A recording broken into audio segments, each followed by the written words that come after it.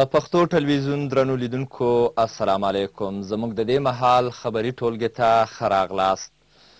د افغانستان او پاکستان لپاره د امریکا د متحده ایالاتو خاص استازی مارک کروسمن به په راتلونکې میاشت کې له دندې ګوښه شي. دا په داسې حال کې ده چې د امریکا د بهرنیو چارو وزیره هیلري کلنټن به هم د راتلونکي عیسوي کال په لومړیو کې خپله دنده پرېږدي. د افغانستان او پاکستان لپاره د امریکې د متحده ایالاتو خاص استازی مارک کروسمن به په راتلونکې میاشت کې له دندې ګوښه شي. دا په داسې حال کې ده چې د متحده ایالاتو د بهرنیو چارو وزیره هیلري کلنټن به هم د راتلونکي میلادي کال په لومړیو کې خپله دنده پرېږدي. کروسمن شاوخوا 2 کاله د افغانستان او پاکستان لپاره د امریکې متحده ایالات د خاص استازي په دندې کار کړی دی او د امریکایي سیاستوالو او چارواکو په نظر ګروسمان د افغانستان د سولې د عملي او له 2014 میلادي کال وروسته د افغانستان لپاره د نړیوال ملاتړ په راجلبولو کې پوره مرسته کړې ده. هیلري کلنټن له ګروسمان نه مننه کړې چې ډیپلوماسي زیاته او چټکه کړي او له 2014 میلادي کال وروسته د افغانستان لپاره د ملاتړ د یوې نړیوالې او سیمه ییزې شبکې د جوړولو په کار کې زیاتې هلې ځلې کړي دي. د ګروسمان ویانده لارا لوکاس ویلي دي د ګروسمان د هلو ځلو په پایله کې د افغانستان د سولې د عملیې لپاره داسې شرایط برابر شول چې له مخې افغانانو د لس کلنۍ شخړې د حل په موخه په خپلو کې د خبرو امکان پیدا کړ. خو یو شمېر افغان کارپوهان په ګروسمان نیوکه کوي او وایي د په تیرو 2 کلونو کې غوڅ او قاطع عمل نه دی کړی. د افغانستان د سولې او ثبات لپاره له برابرې شوې موقع څخه ګټه ونه شوی کړی چې ګټه واخلي او دغه راز د افغانستان او پاکستان ترمنځ د باور فضا هم جوړه نه کړای شوه. امریکایي چارواکي وایي 1 کلن ګروسمان پاکستان او سیمې ته د سفر پر مهال پاکستان رضا کړ چې په افغانستان کې ډیره ناټو ځواکونو ته ترانزیتي لاره پرانیزي. د ګروسمان ویانده لارا لوکاس وایي ګروسمان په تیرو 2 کلونو کې د جمهور رئیس اوباما د هغو موخو ملاتړ هم وکړ چې غوښتل القاعده شبکه په سیمه کې وځپل شي او دا ډاډ ترلاسه کړ چې افغانستان به یو ځل بیا د تروریستانو په ځالې نه بدلیږي. د پاکستان د بهرنیو چارو وزیره هینا رباني ګهر وایي اسلام آباد به د افغانستان د سولې په نوې راپیل شوې هڅو کې نوره مرسته وکړي. میرمنګر رویټرز اژانس ته په اسلام آباد کې په مرکه کې دا هم وویل چې په پاکستان کې نن سبا تر بلې هرې خبرې کابل ډیر یادیږي ځکه چې د افغانستان بې امني ښایي په پاکستان کې هم خپره شي او پاکستانی طالبان دې ته وهڅول شي چې ګډوډۍ پراخې کړي. د پاکستان د بهرنیو چارو وزیر هینا رباني ګهر ویلي دي اسلام آباد به د افغانستان د سولې په نوې راپیل شوې هڅې کې نوره هم مرسته وکړي. هغه لیکر رویټرز خبري اژانس ته په اسلام آباد کې په مرکه کې دا هم ویلي دي چې په پاکستان کې نن سبا تر بلې هرې خبرې کابل ډیر یادیږي ځکه چې د افغانستان بې امنۍ ښایي په پاکستان کې هم خپره شي او پاکستانی طالبان دې ته وهڅول شي چې ګډوډۍ پراخه کړي. نوموړي ویلي دي موږ له افغانستان سره خپلو اړیکو ته اوس په ډیره درنه سترګه ګورو. ما دا خبره د بهرنیو چارو د وزیر په توګه بیا کړې ده. د هغې په وینا چې صدراعظم راجا پرویز اشرف دا خبره هم کړې. ولسمشر دا خبره کړې ده چې په پاکستان کې په خبرو کې د بل هر مرکز په پرتله د کابل اهمیت ډیر څرګندېږي. پاکستان نږدې 2 اونۍ د منځنۍ کچې یو شمېر افغان طالبان د سولې د عالي شورا په غوښتنه خوشي کړل څو د کابل او طالبانو ترمنځ د سولې خبرې پراخې پر مخ ولاړې شي. هینا رباني ګهر ویلي دي چې اسلام آباد به په افغانستان کې د سولې لپاره وړاندې نور ګامونه هم واخلي خو نوموړي په دې برخه کې نور توضیحات نه دي ورکړي او دا هم نه دي ویلي چې د ملا برادر په څیر جګپوړي طالبان به له زندانه خوشي کړي که څنګه. افغان چارواکي په دې باور دي چې د ملا برادر په شان کسان کولی شي چې یو شمېر طالبان د سولې خبرو ته رمات کړي. خو د پاکستان د بهرنیو چارو وزیر د افغانستان د سولې خبرې د پاکستان لپاره ډېرې اغېزناکه وبللې.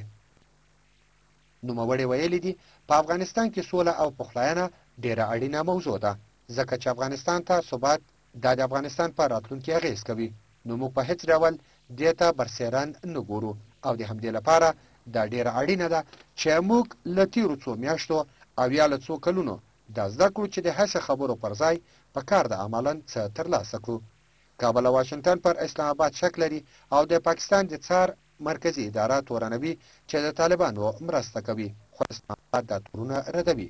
هینا رباني ګهر ویلي دي چې په پوځي او د څار په برخو کې د اسلام آباد او متحده ایالاتو اړیکې چې له یوه کال راهیسې په خورا ټیټه کچه وې یو مخکې شوي دي او له کابله سره پر هغو لارو چارو خبرې روانې دي چې څرنګه په پوځي ډګر کې همکارۍ ډیره شي. د جمهور رئیس سلاکار وزیر طاهر صافی وایي د تورخم د لارې په اوږدو کې به د هر ډول غیر قانوني پیسو د اخیستلو مخه ونیسي. نوموړي دغه څرګندونې په ننګرهار ولایت کې وروسته له هغې وکړې چې د بېلابېلو وزارتونو او ځانګړو ریاستونو د استازو سره د یو ګډ پلاوي په مشرۍ دغه ولایت ته د جمهور رئیس د 45م ګڼې فرمان او 50 او 29 حکم د عملي کولو په موخه ورغلی و. د جمهور رئیس سلاکار وزیر طاهر صافی وایي د تورخم د لارې په اوږدو کې په هر ډول غیر قانوني پیسو د اخیستلو مخه به ونیسي.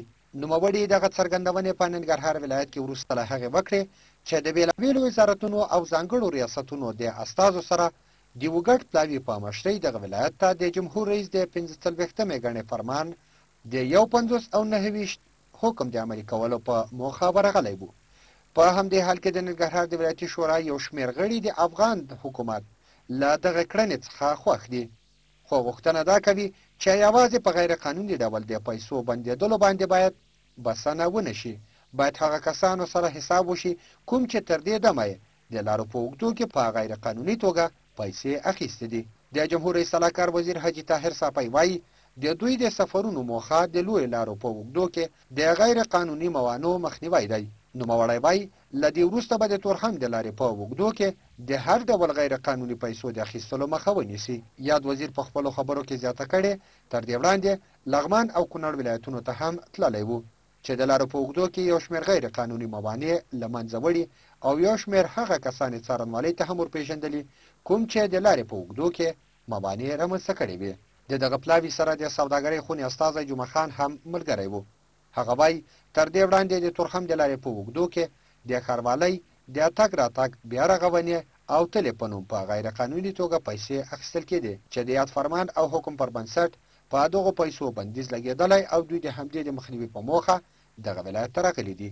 یاد پلاوي ویلي دي په ټول هیواد کې د دغه ډول موانعو د مخنیوي دنده پر غاړه لري، خو د یو شمېر شنونکو په وینا په دغه ډول پیسې اخیستلو تر شا ډیری د یو چا لاس وي. دا چې دا پلاوی به تر کومه بریده په دې وتوانېږي چې د دې چارې مخه ونیسي، دا هغه څه دي چې راتلونکي وخت به یې په ډاګه کړي. د ننګرهار په کوټ ولسوالۍ کې د افغان امنیتي ځواکونو او وسلوالو طالبانو ترمنځ جګړه کې 14 تنو وسلوالو مخالفینو ته مرګ ژوبله اوښتي او یو تن وسلوال مخالف په ټپي حالت کې له 2 کلاشینکوفونو او یو RPG سره یو ځای نیول شوی دی. په اړه نور حال خاکسار احمد زیب راکوي.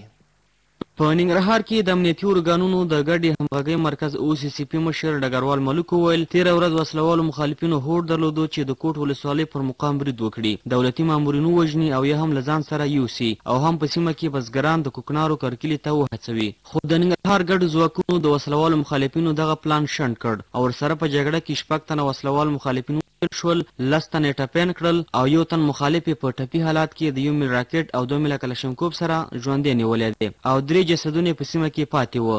امنیتي ځواکونو ترلاسه کړي او وسلوال مخالفینو خپل 9 تنه ټپیان مامن تنګي ته لزان سره انتقال کړي دي او 3 جسدونه په سیمه کې پاتې دي. نوموړي ویل په دغه جګړه کې یو سرحدي پولیس ټپي شوی دی چې روغتي حالات یې ډاډ وړ دي.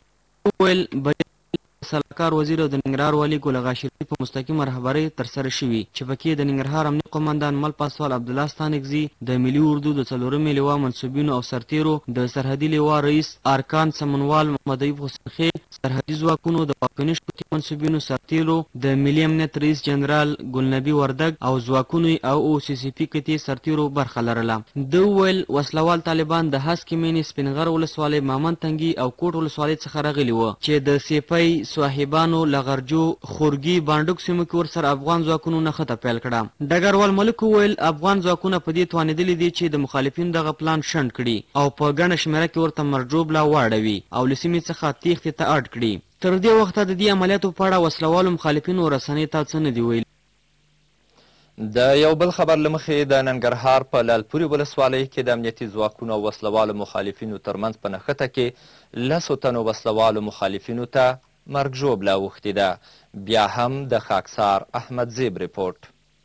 د لومړي نمبر سرحدي زون ویان ادریس محمد د څلورنۍ په ورځ رسنیو ته وویل چې یاده نښته تېره شپه هغه مهال رامنځته شوله چې وسلوالو مخالفینو د لعلپورې ولسوالۍ په ودانۍ راکټي بریدونه وکړل. مومن وایي د ننګرهار ولایت د مقام په لارښوونه سیمې ته د پولیسو د حمایې لپاره د لومړي نمبر سرحدي زون 5م کنډک او د لومړي نمبر سرحدي زون د درستیزوال په رهبرۍ چټک غبرګون کنډک او ثقیله ټولګي سرتیرو او د ملي امنیت ځواکونه ورسېدل چې د 2 ساعته نښتې په ترڅ کې 6 تنه وسلوال ووژل شول او 4 تنه نور وسلوال ټپیان شول. نوموړی وایي د نښتې پر مهال وسلوال مخالفین له سیمې څخه تېښتې ته اړ شول. د کشفي راپورونو پر بنسټ د وسلوالو مخالفینو د دغې برید موخه د لعلپورې ولسوالۍ شاوخوا دولتي تاسیساتو له منځه وړل و چې د امنیتي ځواکونو د لوري دغه پلان شنډ شو. د غور ولایت د ملي پولیسو سره د نښتې پر مهال 2 تنه وسلوال غله ووژل شول. امنیتي چارواکي وایي 2 تنه وسلوال غله په دې ولایت کې د پولیسو سره د نښتې پر مهال ووژل شول. د هېواد له لویدیځ څخه په راغلي راپورټونو کې ویل شوي چې چارواکو ویلي دي یا د وسلوالو غلو د غور ولایت په 400 ولسوالۍ کې د مسافرینو موټر د سړک ترڅنګ درولی و او هوډ یې درلود چې ترې مالونه او پیسې غلا کړي، خو په خپل دې کار سره بریالي نه شول. د لویدیځ د پولیسو د 606 انصار صاحب زون ویاندوی عبدالرؤف احمدي وویل کله چې پولیس سیمې ته ورورسېدل نو وسلوالو غلو د دوی پر باندې د مقاومت څخه کار واخیست او د پولیسو په ډزو کې 2 غله ووژل شول. احمدي وایي د یادو کسانو لاس لرلې وسلې او یو اندازه مهمات هم د پولیسو لاسته ورغلي دي. په داسې حال کې یاد غله وژل کیږي چې څه موده وړاندې د یادې لویې لارې مسافرینو شکایت کاوه چې وخت ناوخت د لارې په اوږدو کې وسلوال غله لټوي. د یو بل راپورټ له مخې د غور ولایت په دولینې ولسوالۍ کې پولیسو هغه 3 کړۍ د وسایطو ضدمینونه هم شن کړي چې ویل کېږي طالبانو غوښتل پرې د حکومتي چارواکو موټرونه والوزوي، خو د دې ادعا په اړه تر اوسه وسلوالو طالبانو څه نه دي ویلي. بیا هم د غور ولایت چارواکو ویلي دي چې د پولیسو لخوا 48 کیلوګرامه نشهیي توکي نیولي دي. د دې ولایت امنیتي چارواکي وایي یو تن قاچاق وړونکی د دې ولایت په اړوندو سیمو کې د څه باندې 48 کیلوګرامو نشهیي توکو سره نیولی دی. د غور ولایت امنیه قمندان د لاور شاه دلاور وویل یاد شوي نشهیي